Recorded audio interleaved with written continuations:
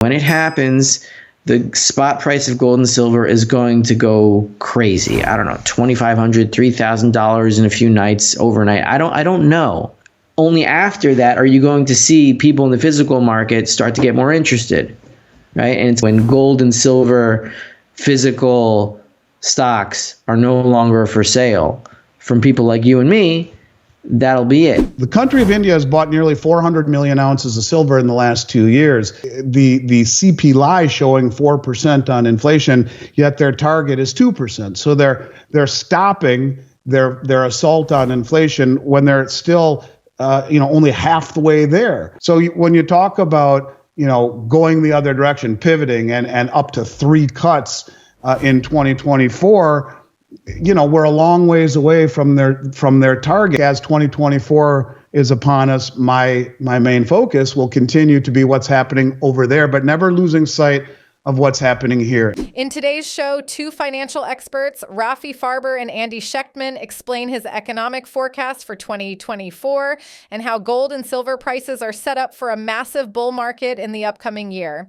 In today's episode, these 2 experts discuss his gold and silver price predictions with a focus on the strong fundamentals in the commodities sector. In the next year, the Federal Reserve is expected to cut rates multiple times, which historically has had a profound effect in gold prices. At the same time, multiple countries are heavily accumulating silver, thus preparing for what could be the biggest recession since 2008. Hit the like button, smash the subscribe button, and make sure to watch the video to the end so you're well prepared for what's coming. Also remember, if you're thinking about adding Bitcoin to your commodities portfolio, check our pinned comment to get some massive sign-up bonuses along the way. Enjoy the video. The country of India has bought nearly 400 million ounces of silver in the last 2 years.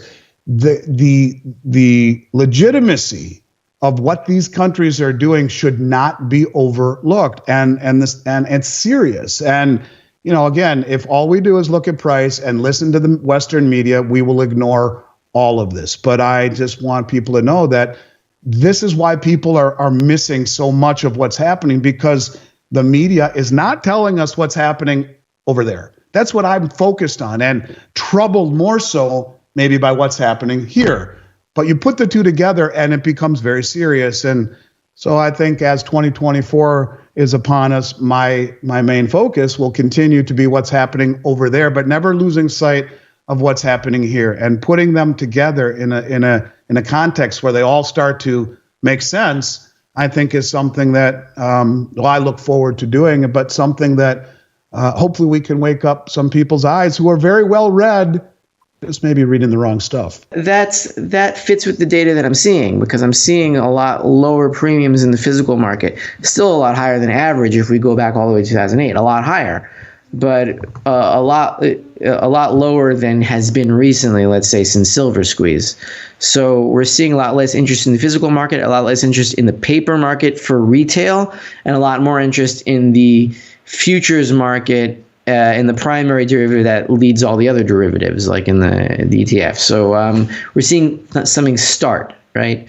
And this is probably going to be followed by a financial crisis, which is might bring the spot price down in some kind of crunch, and then the Fed's going to act, and it's going to go boom, just like it did in 2008 and 2020, just a lot faster this time. This is what I say all the time. Like, if you understand what's going on in a broad sense, and the day-to-day movements are disturbing you, just like stop looking for a while. And I have to say this to myself also. Like, I'm also a victim of it. It's axiomatic that gold and silver are the money, and and the dollar is just a derivative of that. So if you own the physical, it's not that easy to pick up your physical stuff, which you have to like take into a car and carry physically, and move to a coin shop and then sell to them. Most people are not going to do this. People who want to trade gold and silver are trading GLD and SLV. It takes a button to click, and that's it, and it's done. And we already know from the numbers that we just discussed that they're not interested anymore. The price of silver has continued to drop, nearing the $24.00 mark. This decline is happening as trading activity has decreased significantly during the festive season. Despite expectations that the Federal Reserve will lower interest rates sooner than previously thought, silver is facing selling pressure. The mood in the market remains somewhat subdued, with many investors planning to enter new positions next year. The U.S. dollar index has hit a 5-month low, reaching around 101.40 as investors anticipate a larger than expected decrease in the United States core personal consumption expenditure, PCE price index. This expectation could push Fed policymakers to consider implementing rate cuts sooner. Investors are optimistic that U.S. inflation is on a downward trend, which has put pressure on the U.S. dollar. In the absence of major economic events this week, the USD index may face further pressure. Meanwhile, investors will be closely watching the weekly initial jobless claims data set to be released on Thursday.